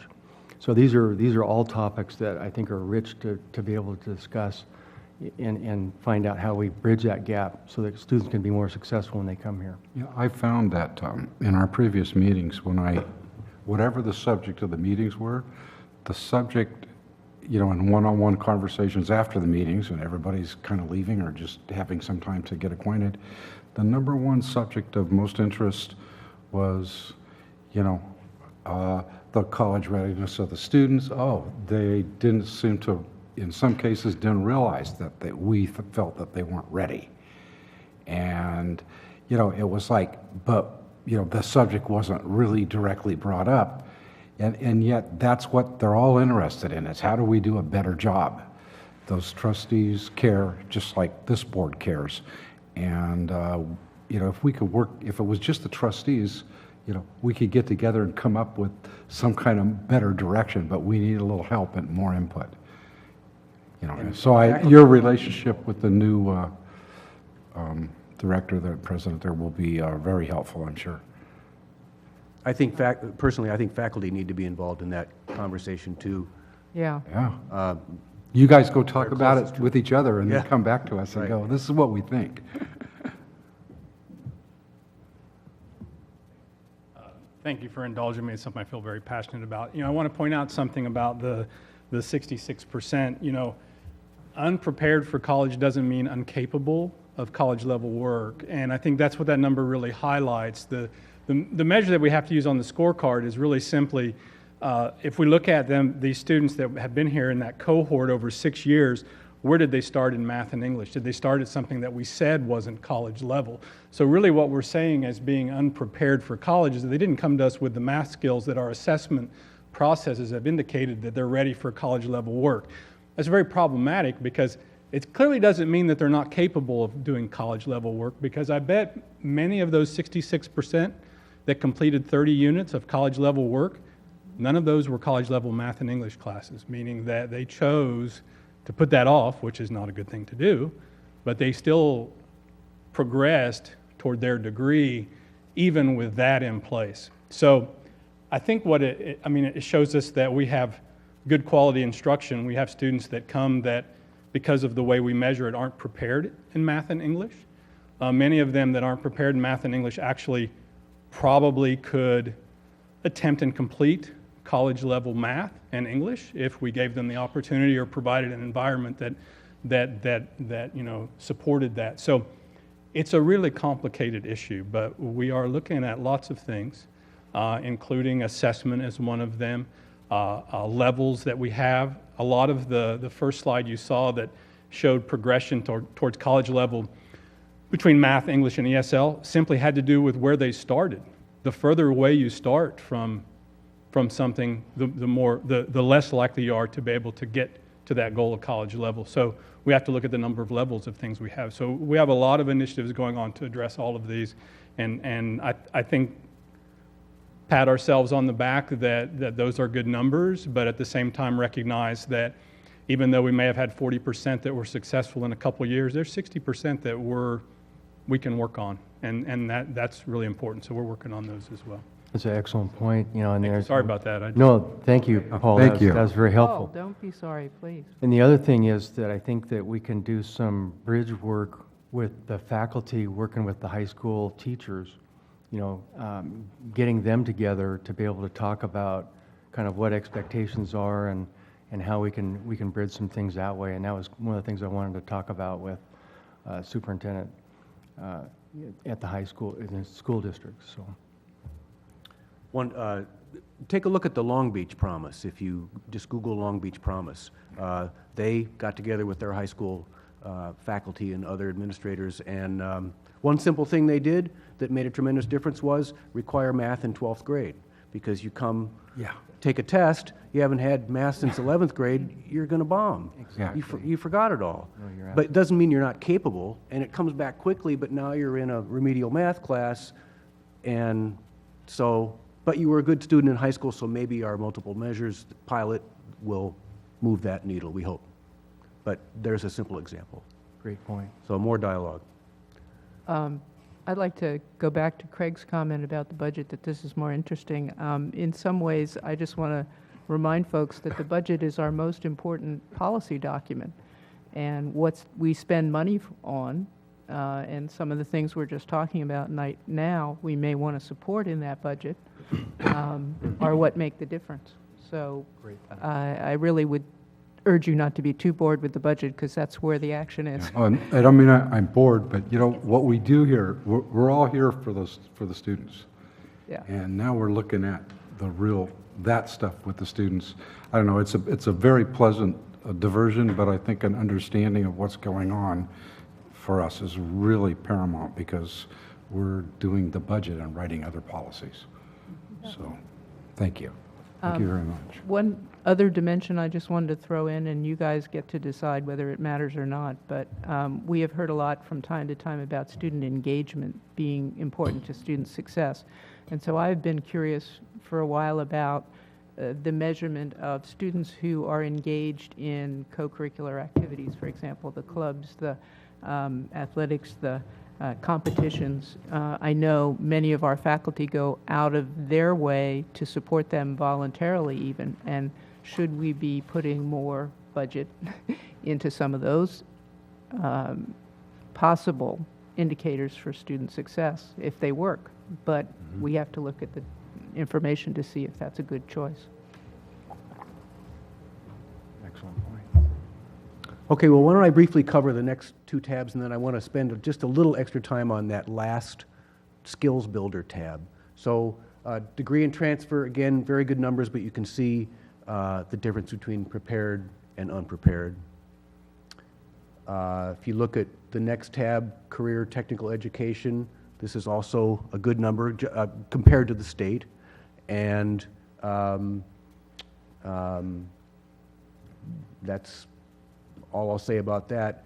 Let's move to the Skills Builder tab, because that's a new measurement, a new metric this year.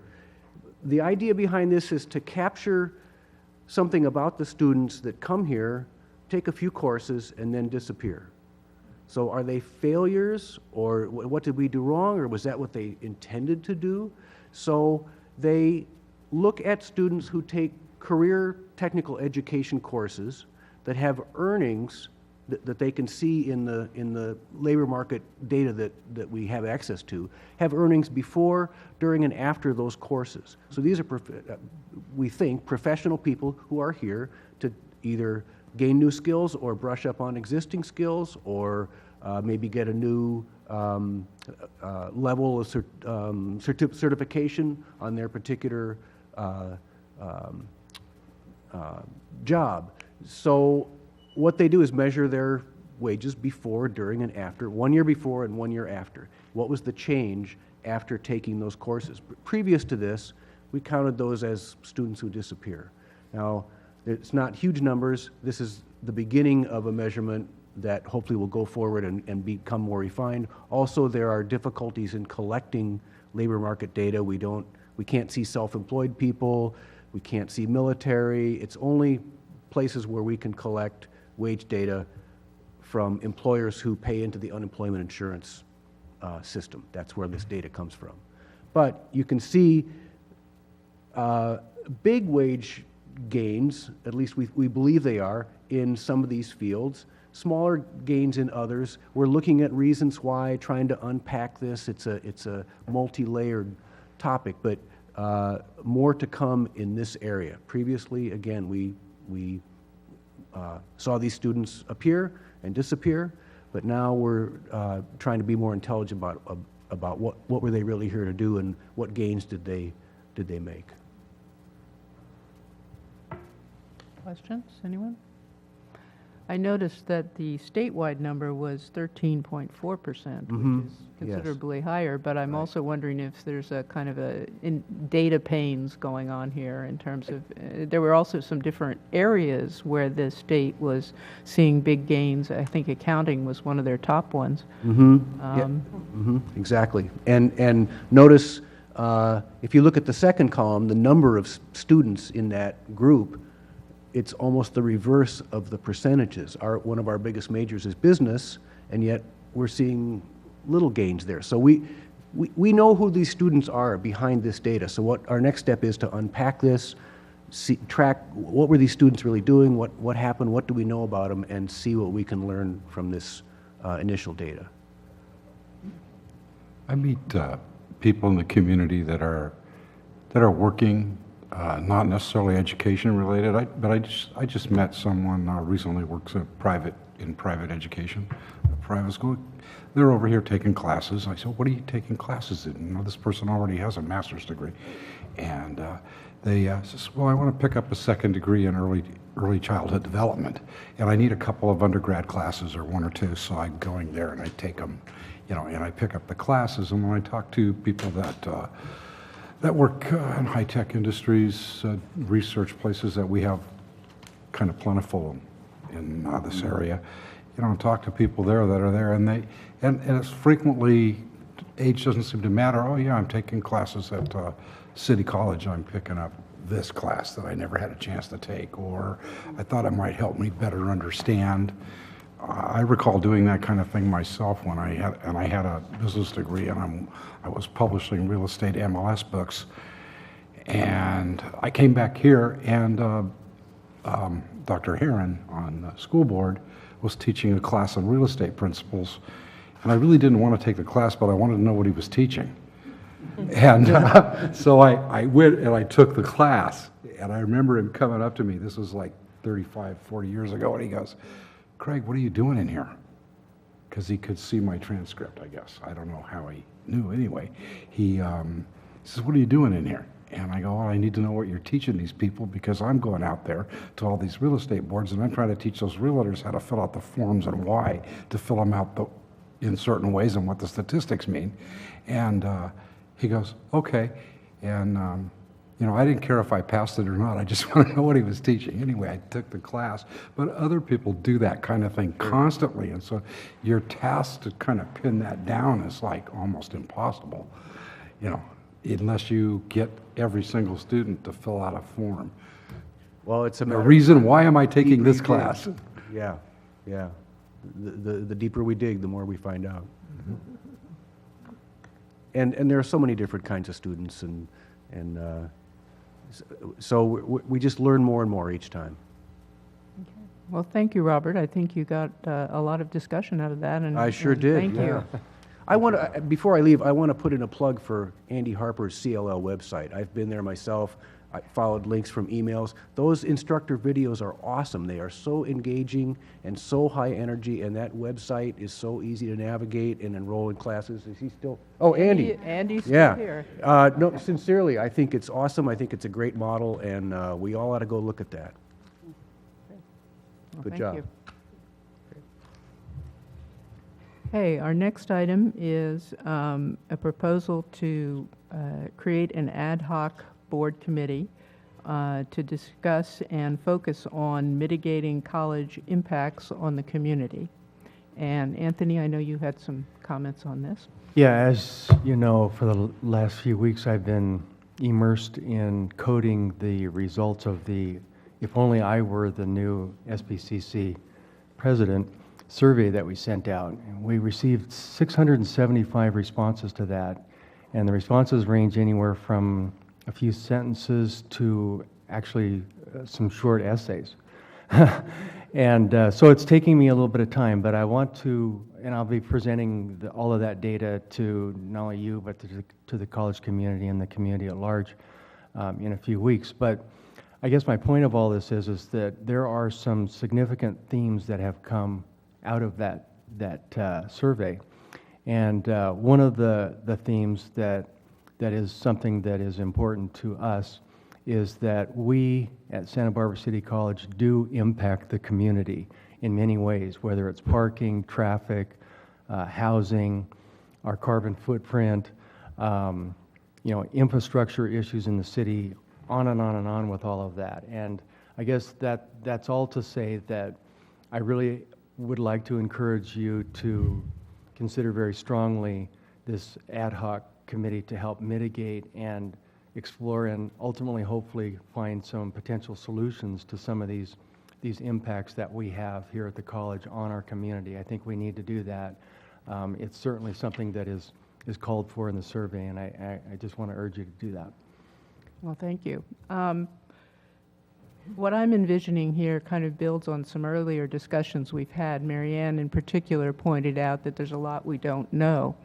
And so I am envisioning that this board committee would have the opportunity to listen, to learn, to do its own research. This is a work-intensive sort of committee, and to meet with key people within the community, within the city governments, as appropriate, to learn as well and listen. And then, as Anthony said, let's get to the problem solving.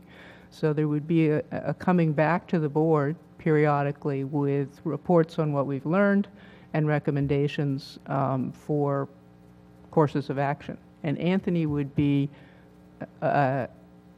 with us in working this through. Now, officially, it's an ad hoc committee, so there are only 3 board members, but that doesn't mean you don't have all kinds of other people helping you out with your particular ad hoc mission. And Anthony would be very much front and center in doing that with us. So, frankly, I'm really interested in doing this. I've been thinking a lot about it and talking from time to time with Anthony about it, and I'm looking for a couple more people who would like to do it. Jonathan? Yes, I'll volunteer. Okay, that's great. Emily, you're interested? Anybody else? I just want to, Peter's interested? Sure. Okay. But, I mean, I'm happy with the 2 volunteers who preceded me. They were faster at raising their hands. Well, Emily doesn't, she's not really considered in the I mean, she can just be part, but not, right? Yeah, so you can still do, because she's not going to have majority. Yeah, I'd have to check with legal counsel, but I think, Emily, because your vote is different from our vote, I think that's a possibility. Not majority. Yeah. Well, in terms of connectivity with the community, I wonder if you wouldn't be a better appointee. No, this would be interesting, but my question, I don't have it in my mind what this committee is doing. I'm kind of like mitigating our impact, but we have a good impact on a lot of things we do. Well, this one is It's just a focusing, negative. this is focusing on mitigating the negative impacts. That's not to say that we wouldn't look separately at developing the positive side of that. We're just starting here and seeing how it works. But I do want to stress and mention this also to Emily, because I know you've got, you're a student here. It's going to be a fair amount of work for the participants, in my view, just because we have a lot of learning to do and some people to talk to in order to do that. So. Marty, when you think of the scope of the work that you and Marianne undertook, which was pretty It was extensive. for this neighborhood only, though. Yeah. Right, no, I know. So I said, when you think of that scope for this neighborhood, which I thought that was a lot. You guys definitely put in your legwork there on behalf of all of us, which again, thank you. So I think when you think of that, I would like to hear, I mean, what do you guys envision? You know, because you did it at a very micro, and now we're going at a little bigger level here, trying to incorporate the rest of the city. Yeah, I'd be interested to hear your thoughts in terms of what, because I think you said, well, what are we exactly going to do? And I think, when I think of that, I think of some of the things that Marianne and Marty did with the Mesa, but now a little bit of a bigger scale. Yes, definitely a bigger scale, kind of thinking it as a bigger picture. And you know, I mean, we're not just talking Santa Barbara. Obviously, we have impacts in Isla Vista as well. And probably less of a footprint in CARP, but that's something to find out about. And Goleta, separate from Isla Vista. Just a question. Sure. Does this committee is like maybe expected to come up with, you know, like a list of say effects, good and bad, maybe the negative effects, to see what we can do about it? The hardest thing to do in life is to know one of the hardest things to do is to know the difference between what you can change and what you can't change. You know, so to be very careful where we put all our efforts. If we put an ad hoc committee on it, then, and if we identify a whole bunch of problems, some of those problems might be attackable or mitigatable to a certain extent in certain parts of the community, maybe not in other parts of the community. You know, we can't wave magic wands and make the campus appear and disappear, but you know, I think that paying attention to it is a really good thing, but I think we need to do it in some kind of an organized way where it's, I'm sure you're capable of that. I would like to volunteer, but I won't do so until I have a better idea of I'm kind of like where Marty is. I'd like to know more about what we're really trying to accomplish with this committee, because I think all of us as board members are looking at all of this stuff, and we're very interested. Well, Yeah, maybe we should have you come back and check in with us in a couple months. I mean, don't make it Oh, next year. I did I mean, to envision check that. in and see what you're talking about. Maybe you could find a mission for yourself and you know, define the scope of work. Well, we Because have, in the neighborhood, we didn't have a problem. We talked to the neighbors, and we found out, you know, there's trash, there's what else, all that stuff, you know, noise and all that, and then we attempted to solve those problems. But when we're talking about the bigger South Coast community, I think you're talking about, it's an interesting, it's a different thing. So no, you're right, it is a different thing. Well, here's my thought. We have 2 volunteers, and I would like to work on it. And you're absolutely right. The whole point of an ad hoc committee is it's not permanent. It works on something, and then it comes to an end.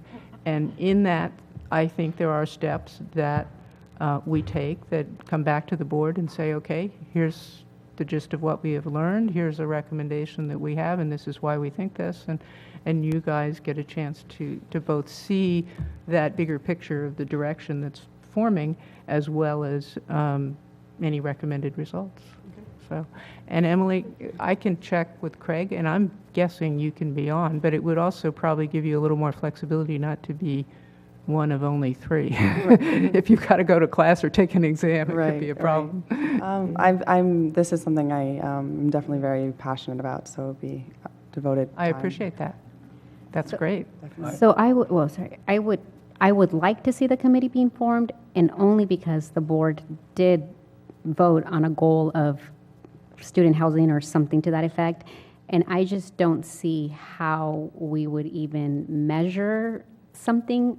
I don't even see how I would measure myself under that goal if folks didn't break out to at least start looking at some of the themes that have come up at City Council or some of these other joint meetings. And I wouldn't expect to take everything even from that survey or everything we've heard, but I know off the top of my head, the one, if you had to sequence them, housing is one that has repeatedly come up at City Council in different venues. And then we did make it a board goal. And so I would appreciate it if that was started so that we can at least somehow measure what is it going to look like. And as far as, what you were saying, I don't envision us solving No problem. everybody's needs and wants and desires. I do see, although we're not sure of the scope of it, I do see sequence of priorities that come to mind. And I do know that if something doesn't align with our mission, our vision, or our core values, then it's already automatically out of the conversation, because the one thing we do is we make sure that that mission's fulfilled. So in that regard, I am a little confident that you guys aren't just going to go out to the Wild West and say, it's all game, let's entertain everything. Solve world hunger. Yeah, like you're going to be guided by a mission.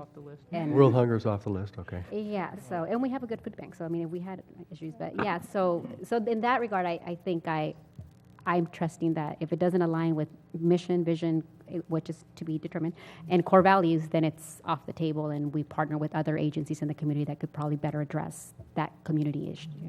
I think you're right. Would it Well be said. helpful to see this in stages? Maybe the stage one is what Marty suggested, getting a sense of the scope of this thing and coming back to the board and saying, here's where we have come in the last 2-3 months. And at that point, that ad hoc committee goes out of business and a new one likely comes into being. Well, That way- I'm hoping to build, so I don't have a problem with the idea of people rotating on and off, but I think we should try to have some continuity as well, or we're going to miss what we've learned. No, Yeah. I agree with that, but Yeah. it's also a way of sharing the burden so that no one cohort of 3 Right. gets saddled with it forever. Well, if this idea works, there may be more ad hoc committees, so no one should feel left out. I think, It would be a really good idea, no, I'm Is that a sure. threat? You have things for us to do, but I think you should check with our council about when we have an ad hoc committee, it becomes a Brown Act committee. No, If it doesn't. meets- We've already no. been through that Oh, no, already. you've got to find out the limits of how many times can you meet over what period of time. Because if you Right. set up an ad hoc committee that keeps going for 2 or 3 years, that doesn't work. No, That's not good. there's no plan for that, and No. believe me, I vetted it before bringing it to the agenda, so talked it over with Craig Price, Okay. and got So- those. So what is the outside limit then? Well, I didn't say what is the longest you can exist, because I didn't envision something that long, but definitely the idea is that you will work on something for a limited period of time, and Okay. my guess would be less than a year.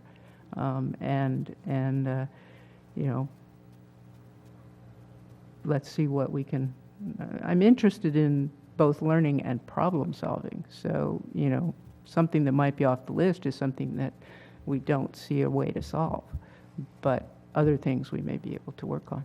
Marianne? you have a problem with this that I didn't foresee, and that is that everybody in this group wants to be part of it. And so I would suggest that this first ad hoc committee consider themselves more like the assessment of the possible explorations than the ad hoc committee that would focus on the mitigations. Then after that group has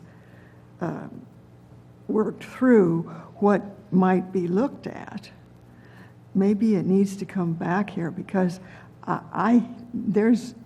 it's very clear that that's why we're trustees. What you're about to address is a core of why everybody here is here. And so I think we probably need to think through how to structure the second stage so everybody can share what parts of the expertise they have. Thank you. Now I don't have to say anything. So Appreciate then, it. so then I think it goes back to what Marty suggested. I mean, we create the ad hoc, and then you identify the different things, and then ad hoc reports, and it ends. And then maybe the next ad hoc is focused on continuing education, on housing. Maybe it's on local students. Maybe it's on whatnot. So then that sounds more tangible, whatever. Like it seems more organized, I think, versus jumping into like a big C, which is still I think we're going to accomplish the same thing. It's just going to seem a little bit more structured and like what steps and ends and. Yeah, that sounds fine. I'm not concerned about that. What I don't envision is that we do it all by ourselves. Because I think then we are not listening and learning from others.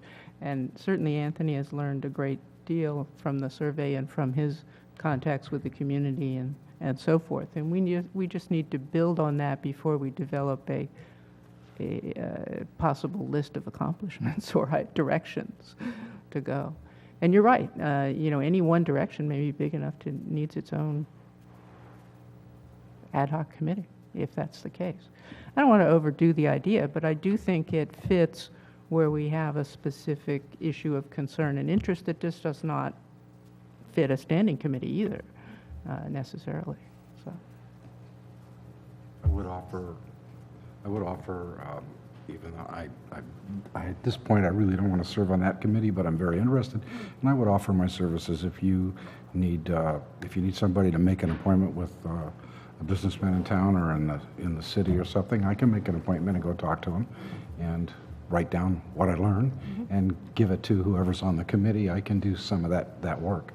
yeah. But We may have a Brown Act issue if you do that, but really? we'll make sure. If I just that do we one do. contact We'll and make then sure give it that to the we'll work committee? it I out. don't Well, think so. you need to stick with 3, and I think Emily is probably in a different category. But I don't could agree. see like Craig saying, I know all these people in the housing world. Here you go, Anthony. Just shoot it to Anthony. Or these are people. These are all the people in the Chamber of Commerce work sector that would be interested in this. Shoot it that way. Like I could see that one-way communication to Dr. Beebe versus him emailing you guys. But if someone's already filtering in different categories, something that would assist you guys, I mean, I would see like if he knows to just shoot it over, and it may be information you already have, but at least you'll say, oh wow, Craig was thinking of that, so was I. Good, whatever. That could be almost separate in some ways. I mean, separate from the committee. Right, and if I it mean, goes to just what Craig and I are talking Yeah, about. Fine, and yeah. it's information that if it's useful regardless of a committee, it should be going to Anthony anyway. So think about that.